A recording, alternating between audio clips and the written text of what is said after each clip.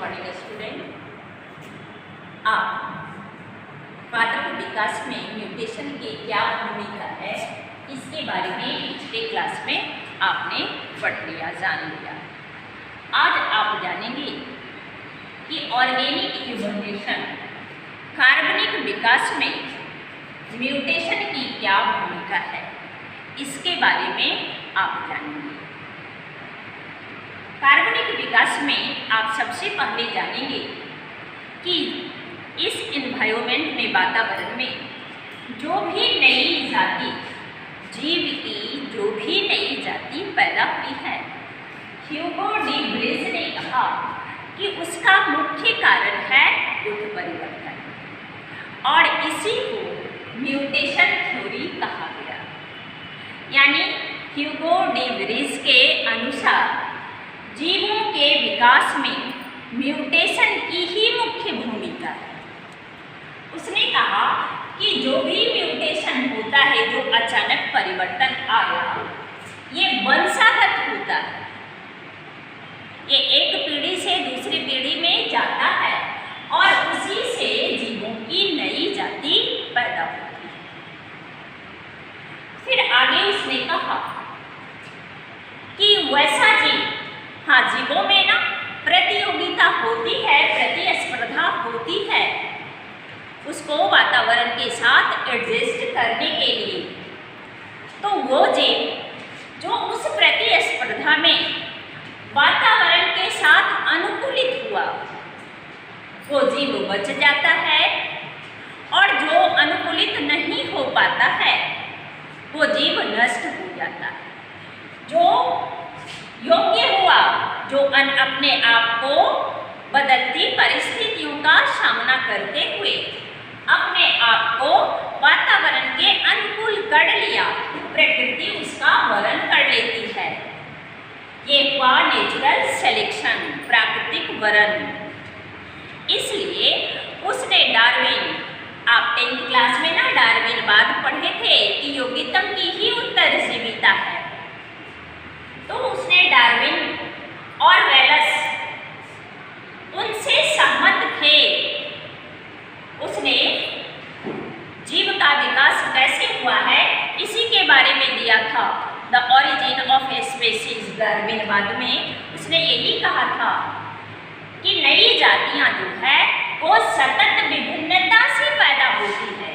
हाँ, वो जीव जो है वातावरण के साथ अगर अपने आप को अनुकूलित करता है, तो जो योग्य है उसको प्रकृति वरण करता है। ये हुआ प्राकृतिक वरण। डार्विनवाद था, नेचुरल सिलेक्शन ही प्राकृतिक वरण था। लेकिन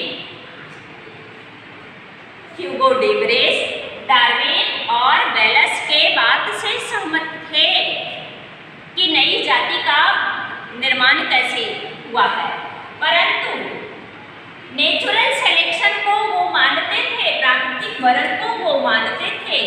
लेकिन उनका ये नहीं मानना था कि नई जाति सतत विभिन्नता से पैदा होता है। उसने कहा कि नहीं, नई जाति उत्परिवर्तन से पैदा होता है, म्यूटेशन द्वारा पैदा होता है।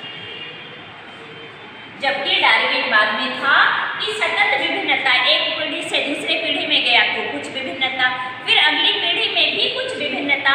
इस प्रकार से जब कुछ विभिन्नताएं संग्रहित होती है, तो उसी से एक नए जीव का, एक नए जाति का निर्माण हो जाता है। उसने ऐसा नहीं कहा। प्राकृतिक वरण को उसने माना, लेकिन ये सतत विभिन्नता से पैदा होता है, ऐसा नहीं। उसका कहना था ह्यूगो डी व्रेज का कि ये उत्परिवर्तन से ही नई जाति पैदा होती है।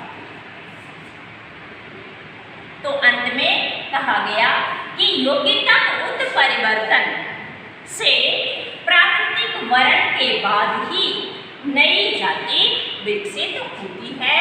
यही है आपका role of mutation in organic evolution. कार्बनिक विकास में म्यूटेशन की यही भूमिका है। अब इसके बाद आप जानेंगे वंशावली के बारे में। म्यूटेशन आपका हो गया, आप अच्छी तरह से उसको पढ़ेंगे, देखेंगे। अगर कुछ दिक्कत होगा तो आप पूछ सकते हैं।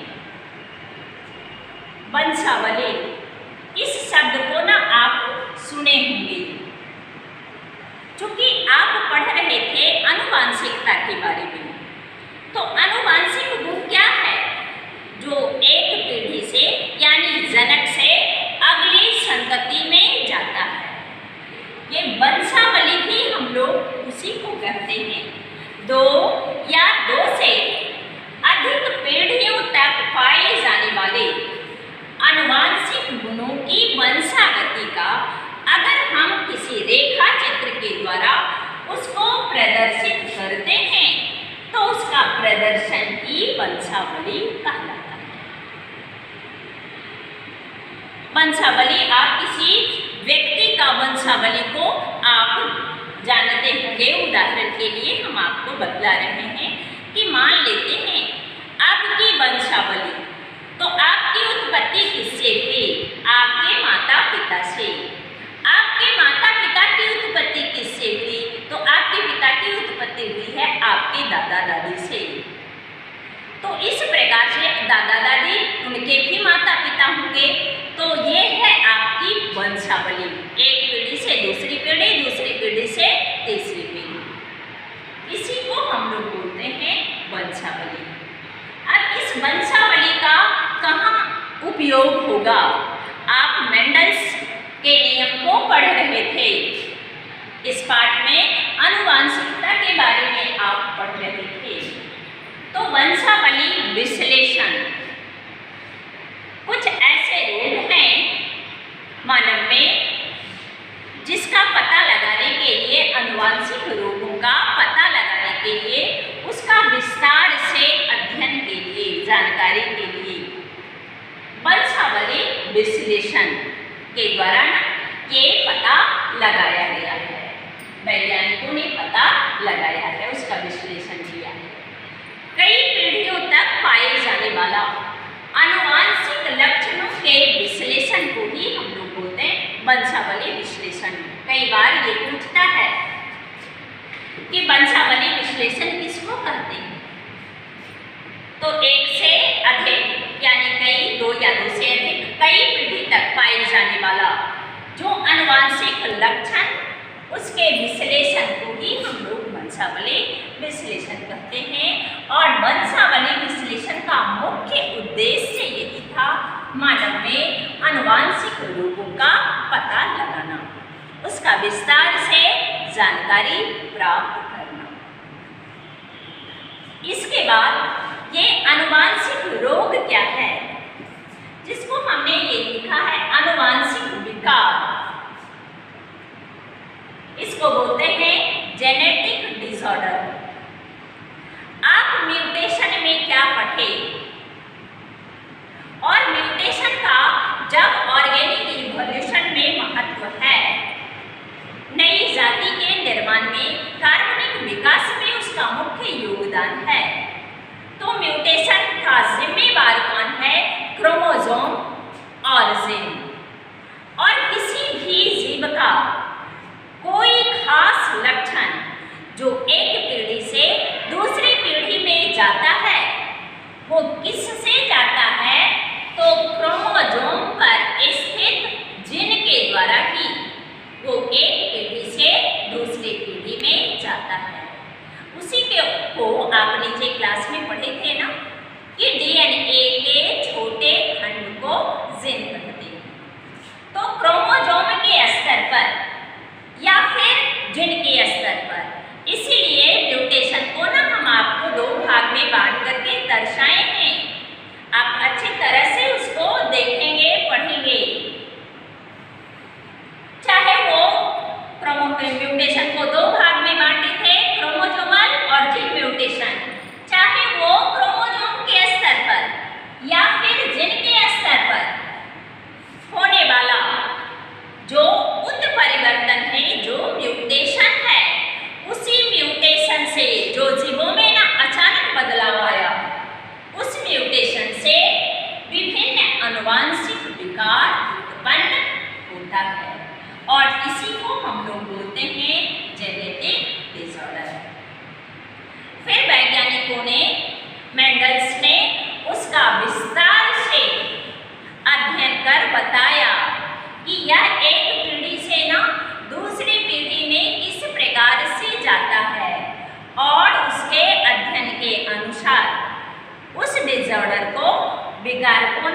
दो भाग में बांट दिया गया कि ये विकार ना दो तरह का होता है। एक है मेंडलीय विकार और दूसरा है गुणसूत्रीय विकार। मेंडलीय विकार, इसको जानने के लिए हम आपको उदाहरण दिए हैं हीमोफीलिया। हीमोफीलिया के बारे में आपको बतला दिए हैं, या रंग वर्णांधता, फेनाइलकीटोनेरिया, सिकल सेल एनीमिया, थैलेसेमिया, ये सब जो है रोग है, ये रोग मेंडलीय विकार में आता है। ये प्रभावी या अप्रभावी दोनों जिन से हो सकता है। प्रभावी भी हो सकता है, अप्रभावी भी हो सकता है। हीमोफीलिया में आपको हमने दर्शाया था, अगर प्रभावी है तो अपने लक्षण को दर्शाता है, अप्रभावी है तो वो कैरियर होगा, अगली पीढ़ी में ले जाता है। ये सेक्स क्रोमोसोम से भी हो सकता है और ऑटोसोम से भी, यानी लिंग संलग्न भी हो सकता है और अलिंग भी हो सकता है।